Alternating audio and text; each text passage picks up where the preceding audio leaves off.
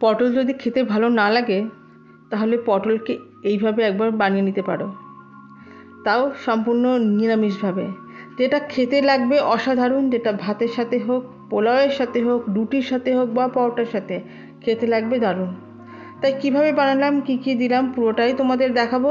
অনুরোধ তোমরা স্কিপ না করে পুরোটা দেখতে থাকো। তো হ্যালো বন্ধুরা, কেমন আছো? আশা করছি সবাই ভালো আছো। আমার চ্যানেলে সবাইকে স্বাগত। যারা আগে থেকে ছিলে এবং যারা নতুন এসেছো, পাশে থাকার জন্য তাদের অসংখ্য ধন্যবাদ। প্রথমবার দেখলে চ্যানেলটিকে সাবস্ক্রাইব করার অনুরোধ থাকলো। নিয়ে নিয়েছি 500 গ্রাম পটল। পটলকে প্রথমে একটু ধুয়ে নিয়েছি। ধোয়ার পরে পটলের খোসা দেখো একটু রেখে কিন্তু ছাড়িয়ে নিয়েছি। এরপরে পটলকে কেটে নেব। তো পটলকে কাটতে গেলে প্রথমে পটলের দুটো দিক আগে কেটে নিতে হবে। সেই দুটো দিক কেটে নেবার পরে পটলকে দেখো মাঝখান থেকে একটা কাট লাগিয়ে দিচ্ছি। সেটা দুদিক থেকেই এইভাবে কাট লাগিয়ে দিতে হবে, যাতে সমস্ত মশলাগুলো পটলের মধ্যে ঢোকে এবং তাতে রান্নাটা আরও ভালো হয়। ঠিক এই পদ্ধতি অবলম্বন করে সমস্ত পটলগুলোই আমি কেটে নিয়েছি। এখন বানিয়ে নেব 3টে জিনিস। দেখে নাও কি কি। আজ দিনটি আদা, 1 চামচ জিরে এবং কয়েকটা কাঁচা লঙ্কা 15 মিনিট ভিজিয়ে রাখলাম। আরেকটি বাটি নিয়েছি, তাতে নিয়েছি 15টি কাজু বাদাম এবং 1 চামচ পোস্ত, সেটাকেও আধ ঘন্টা ভিজিয়ে রাখা হলো। আর একটি বাটি নিয়েছি, দিলাম হলুদ, দিলাম 1 চামচ ধনে গুঁড়ো, আর দিচ্ছি আধ চামচ কাশ্মীরি লঙ্কার গুঁড়ো এবং আধ চামচ গোলমরিচের গুঁড়ো। এবং এগুলো দেবার পরে মশলাটা মিশিয়ে নেব। এবং মিশিয়ে নেবার পরে দেখো মেশানো হয়ে গেছে প্রায়। মিশিয়ে নেবার পরে যোগ করব জল। ঠিক জল যোগ করার পরে এইটারও একটি ঘোল মতো বানিয়ে নেব। তবে অবশ্যই খেয়াল রাখতে হবে যাতে মশলার কোথাও লাম্পস না থাকে। এবারে মূল রান্নাতে আসি। বসিয়ে দিয়েছি কড়াই, তেল গরম হয়ে গেছে। এখানে 3 চামচ সর্ষের তেল দিয়েছি। এই রান্নাটি সর্ষের তেলে সবথেকে ভালো হয়। তো প্রথমে তেলটি গরম করে নেব অবশ্যই, এবং তেলটি গরম হয়ে গেছে। এবার সমস্ত পটলগুলি দিয়ে দেব। গ্যাসের ফ্লেমটি এখন মাঝারি আঁচে আছে এবং এই মাঝারি আঁচেই পটলকে 2 মিনিট কুক করে নেব। ঠিক 2 মিনিট কুক যখন হয়ে যাবে, অর্থাৎ পটলের গায়ে যখন একটু একটু রং ধরা শুরু করবে, সেই সময়তে কী কী যোগ করছি একটু দেখে নাও। দেখো সেই সময়তে যোগ করছি পরিমাণ মতো লবণ এবং হলুদ। লবণটিকে আগে কেন যোগ করলাম না, তার একটাই কারণ, যেহেতু পটলে আছে জল, যদি প্রথমেই লবণ দিয়ে পটল থেকে জল ছাড়তে শুরু করে দেবে এবং তাতে পটলের স্বাদটা কিন্তু অতটা ভালো হবে না বা ভাজাটা অতটা ভালো হবে না। দেখতে দেখতে দেখো পটলটা হালকা লাল লাল করে করে ভেজে নিয়েছি এবং যেইভাবে ভাজা হয়ে গেল তখন পটলকে অন্য একটি পাত্রে তুলে নিতে হবে। তো পটলকে উঠিয়ে নিচ্ছি এবং পটলকে ওঠাবার পরে আসবো পরবর্তী স্টেপে। দেখো সমস্ত পটলগুলো আমার তোলা হয়ে গেল।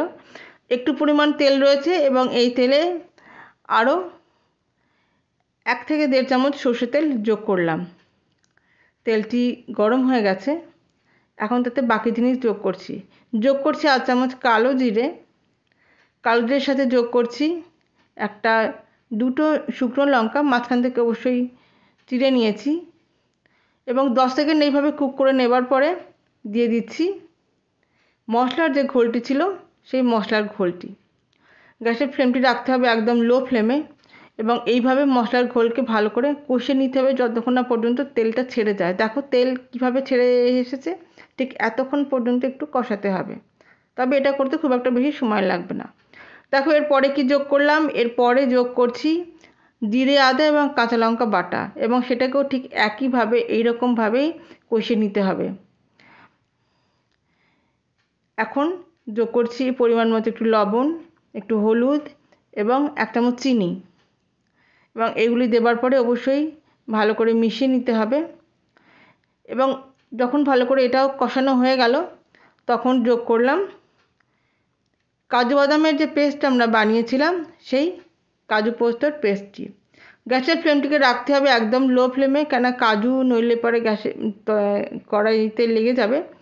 এবং তারপরে কাজুর যে মিক্সি ধোয়ার জলটা ছিল সেটাও যোগ করলাম এবং লো ফ্লেমে ক্রমাগত নাড়তে থাকবো যতক্ষণ না পর্যন্ত কাজু থেকে তেলটা ছেড়ে আসে। এই কষানোটা কিন্তু ভীষণ গুরুত্বপূর্ণ। এই কষানোটা যদি ভালো না হয় তাহলে রান্নার স্বাদটা ভালো হবে না। দেখো কিছুক্ষণ কষানোর পরেই দেখতেই পাচ্ছ যে কীরকম ক্রিমি একটা টেক্সচার এসেছে এবং তেল ছেড়ে দিয়েছে। এই সময়তে যোগ করে দেব পটল। ভাজা পটলগুলি যোগ করার পরে অবশ্যই প্রথমে ভালো করে মিশিয়ে নেব, ঠিক যেভাবে আমি মিশিয়ে নিচ্ছি। গ্যাসটা এখন মাঝারি আঁচে আছে এবং এরপরে মেশানো হয়ে যাবার পরে গ্যাসের ফ্লেমকে করে দেব একদম লো এবং তারপরে 3 থেকে 4 মিনিট ঢাকা দিয়ে দেব, যাতে ফ্লেভারটি পটলের মধ্যে ঢুকে যায়। 3-4 মিনিট পরে দেখতেই পাচ্ছ ঢাকনাটি খুলে দিয়েছি এবং এখন যোগ করব বাকি জিনিস। যোগ করছি এখানে 150 গ্রাম টক দই। টক দইটি অবশ্যই ফ্যাটানো হবে এবং টক দইটি থাকবে নর্মাল টেম্পারেচারে এবং টক দই দেবার পরে গ্যাসের ফ্লেমটি রাখতে হবে একদম লোতে। আর যদি কেউ ভয় পাও যে টক দই ফেটে যেতে পারে, তাহলে বলবো গ্যাসের ফ্লেমটিকে একদম বন্ধ করে দাও এবং একটু ঠান্ডা হলে টক দইটা যোগ করো। এবং এইভাবে কম আঁচে 3 থেকে 4 মিনিট কুক করে নিলাম। এই 3-4 মিনিটের মধ্যেই দেখো একটা রোস্ট করে নেব গরম মশলার।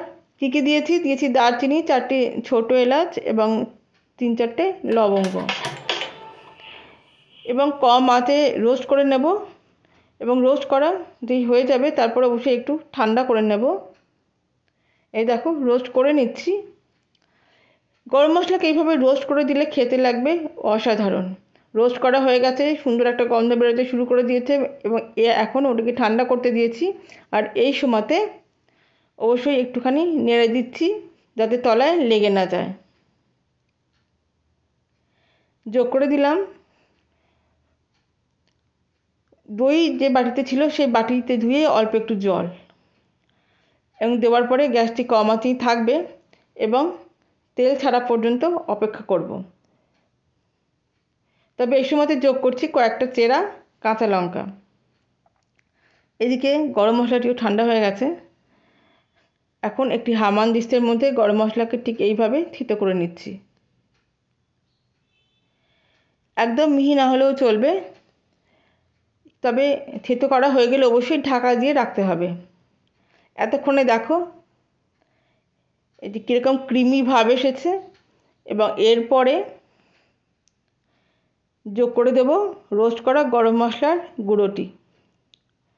এবং গরম মশলা গুঁড়ো দেবার পরে অবশ্যই ভালো করে মিশিয়ে নিতে হবে।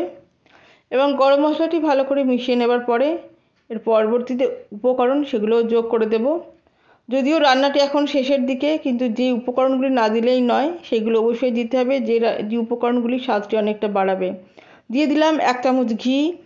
ঘিটা দেবার পরে অবশ্যই মিশিয়ে নিতে হবে এবং 1 মিনিট মতো কুক করতে হবে।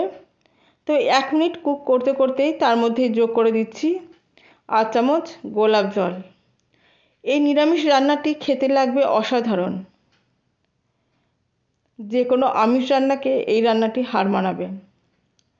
এখন রান্নাটি একদম শেষের দিকে, দেখো কত কীরকম ক্রিমিভাবে এসছে এবং তেল সম্পূর্ণভাবে ছেড়ে দিয়েছে।